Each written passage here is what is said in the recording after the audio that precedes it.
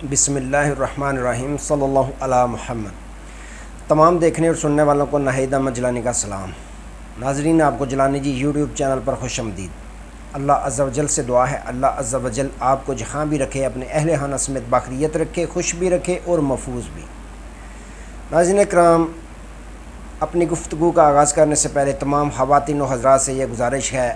اگر آپ مناسب سمجھیں، جو ہمارے چینل پہ بھی نئے ہیں ہمارا چینل سبسکرائب فرما لیں، اگر بہتر سمجھیں تو ہماری ویڈیو کو لائکس بھی کر دیں۔ بلا تاخیر اپنی گفتگو کا آغاز کرتا ہوں۔ سپریم کورٹ آف پاکستان سے پہلی بڑی خوشخبری، اور تحریک انصاف کی 100 سیٹیں واپس ہونا شروع، اور علی امین گنڈا پور کی خان صاحب کے ساتھ ملاقات کا معاملہ، ان تمام ایشوز پہ میں نے بات کرنی ہے۔ ناظرین اکرام، سب سے پہلے بات کرتے ہیں کہ آپ کو معلوم ہے کہ علی امین گنڈا پور جو KPK کے وزیر اعلیٰ ہیں، انہوں نے جیسے ہی وفاقی حکومت کے خلاف قدم اٹھایا کہ ہم اپنا حق چھین کے لیں گے، ہمیں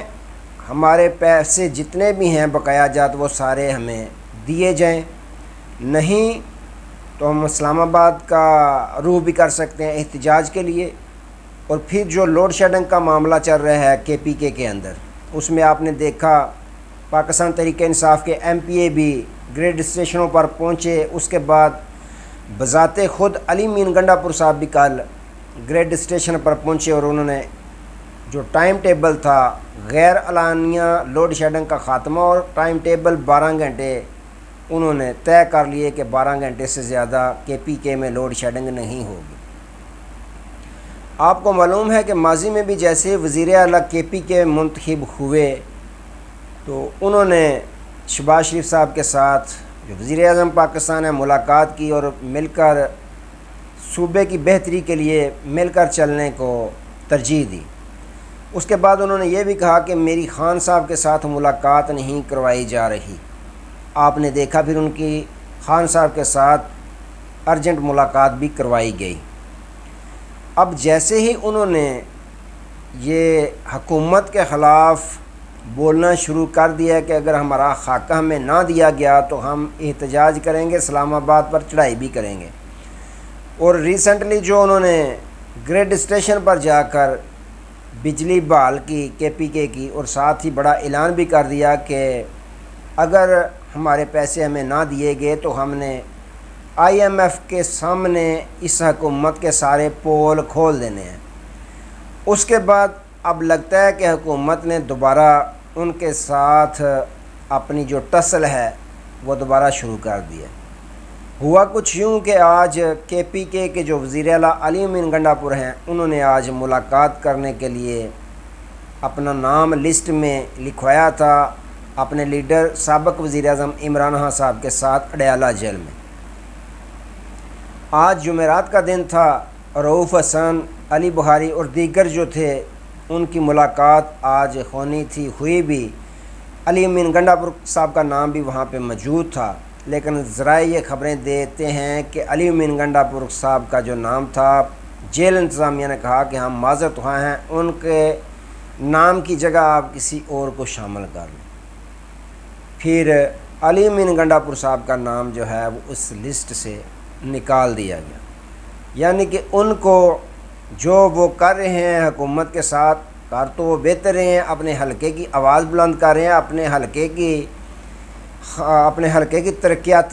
ترقیاتی کاموں کے لیے وہ فنڈ اپنا مانگ رہے ہیں، نہ کہ بھیک مانگ رہے ہیں۔ ان کا حق بنتا ہے، ان کو KPK کی عوام نے منتخب کیا ہے وزیر اعلیٰ، تو وزیر اعلیٰ جب بنتا ہے بندہ تو انہوں نے لوگوں کی فلاح و بہبود کا کام کرنا ہوتا ہے، پورے صوبے کی فلاح و بہبود کا کام کرنا ہوتا ہے، تو وہ اپنا حق مانگ رہے ہیں، نہ کہ بھیک مانگ رہے ہیں۔ تو ناظرین کرام، پھر ان کی ملاقات جو ہے وہ خان صاحب کے ساتھ نہیں کروائی گی، اور کروائی بھی شاید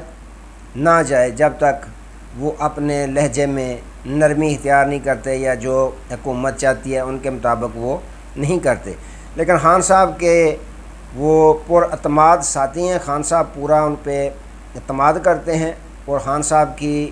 پوری سپورٹ علی امین گنڈا پور صاحب کے ساتھ ہے۔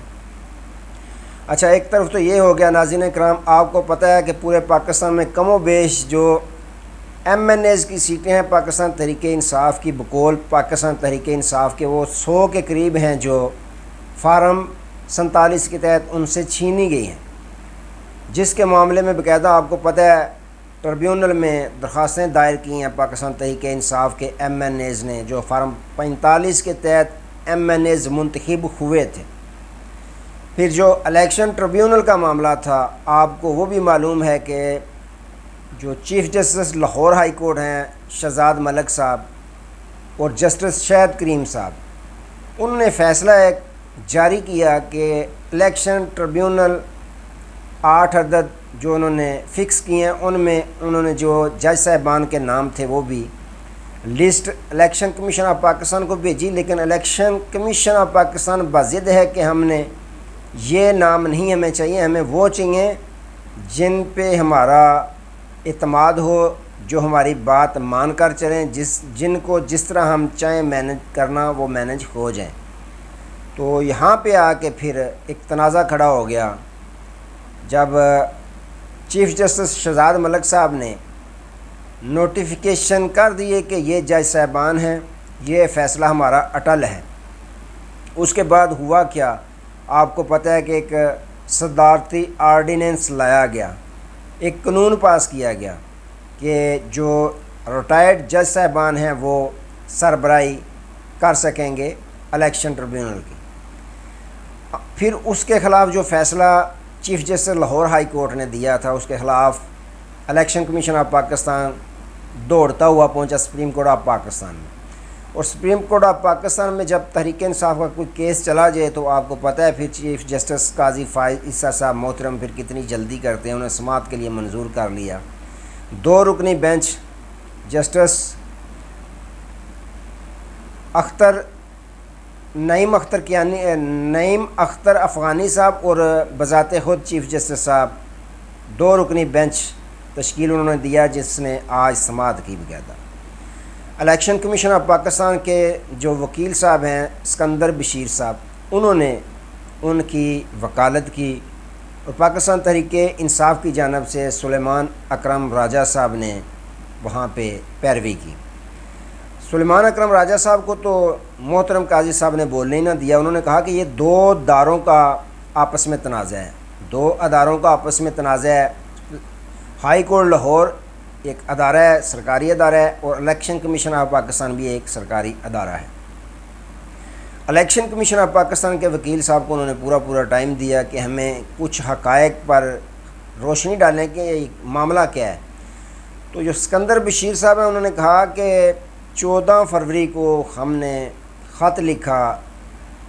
تمام جتنی بھی ہائی کورٹس ہیں کہ ہمیں جج صاحبان کے پینلز کے نام دیں۔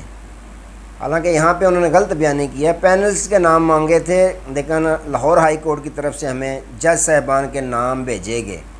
جن پر ہمیں اعتماد نہیں تھا۔ دوسرا، اس نے جو وکیل تھا الیکشن کمیشن آف پاکستان کا، اس نے حوالہ دیا آئین کے آرٹیکل کی شق 219C کا حوالہ دیا کہ اس میں الیکشن کمیشن آف پاکستان کو باقاعدہ اختیار حاصل ہے کہ وہ الیکشن ٹربیونل جو ہے وہ بنائے۔ اس پر پھر جیسے ہی اسکندر بشیر نے ہائی کورٹ قابل احترام، ہائی کورٹ کا لفظ منہ سے نکالا، تو چیف جسٹس صاحب نے کہا کہ قابل احترام جج صاحبان ہوتے ہیں، قابل احترام ہائی کورٹ یا سپریم کورٹ نہیں ہوتی۔ تو کیا ہی اچھا ہوتا کہ سیاستدان بھی آپس میں جو ایک دوسرے کے گریبان پکڑتے ہیں، ایک دوسرے کا ادب و احترام کرتے، اور الیکشن کمیشن آف پاکستان کا بھی احترام کیا جاتا، لیکن الیکشن کمیشن آف پاکستان کا احترام نہیں کیا جاتا، اور جو ایم این ایز ہیں وہ پارلیمنٹرین ہیں، آپس میں وہ گتھم گتھا ہو جاتے ہیں، آپس میں لڑتے ہیں، آپس میں وہ ایک دوسرے کا احترام بھی نہیں کرتے۔ اچھا، الیکشن کمیشن کے وکیل نے کہا کہ پھر 14 فروری کو ہم نے لکھا، 2 جج صاحبان کے انہوں نے نام دیے، ہم نے وہ نوٹیفائی کیے اور الیکشن ٹربیونل بنا دیے۔ 26 اپریل کو 2 اور نام دیے گئے، ہم نے وہ بھی نوٹیفائی کر دیے۔ اس کے بعد تنازع کھڑا ہو گیا جب 8 ٹربیونل کے جج صاحبان کے نام بھیجے گئے۔ تو چیف جسٹس قاضی فائز عیسیٰ صاحب نے کہا کہ یہ تو بات ٹھیک ہے کہ اختیار جو ہے آئین کے آرٹیکل کی شق 219C کے تحت یہ اختیار supreme court election commission of Pakistan کے پاس ہے، لیکن یہ جو آرڈیننس آیا ہے، آرڈیننس کی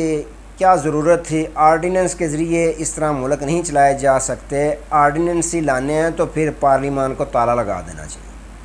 بریک کے بعد پھر فیصلہ یہ کیا جسٹس جو افغانی صاحب ہیں،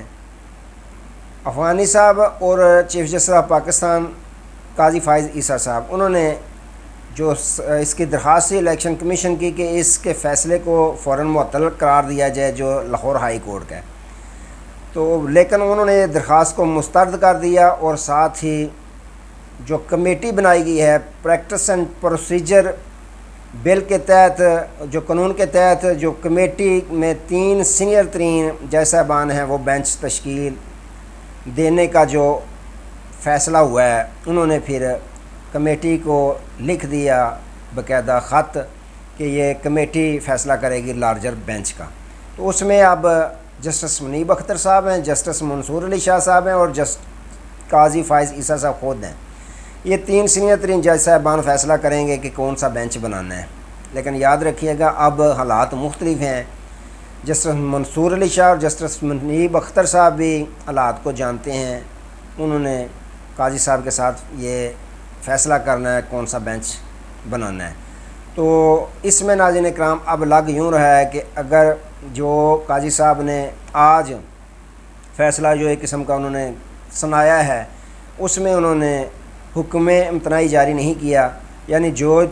ٹربیونل تھے وہ کام کرتے رہیں گے جب تک اس کیس کا فیصلہ نہیں ہوتا۔ تو یہ ہفتہ 2 ہفتے لگ جائیں گے بینچ بنتے ہوئے، اتنی دیر میں جو ٹربیونل ہیں انہوں نے باقاعدہ اب کام کرنا بھی شروع کر دیا ہے۔ تو اس سے لگ یوں رہا ہے کہ اگر آزادانہ ٹربیونل نے اپنا کام شروع کر دیا تو جو پاکستان تحریک انصاف کا دعویٰ ہے کہ ہماری 100 سیٹیں ہم سے چھینی گئی ہیں، تو وہ عنقریب پاکستان تحریک انصاف کو ملنے جا رہی ہیں۔ تو ناظرین اکرام، اگر کہیں سپریم کورٹ آف پاکستان سے آج بڑی پہلی خوشخبری آ گیا پاکستان تحریک انصاف کے لیے، تو یہ کہنا درست رہے گا۔ تو آج کے لیے اتنی، دوبارہ نئے موضوع کے ساتھ آپ کی خدمت میں حاضر ہوں گے، تب تک کے لیے اجازت دیجیے، اپنا بہت سارا خیال رکھیے گا اور اپنے اس چینل کا بھی۔ اللہ حافظ۔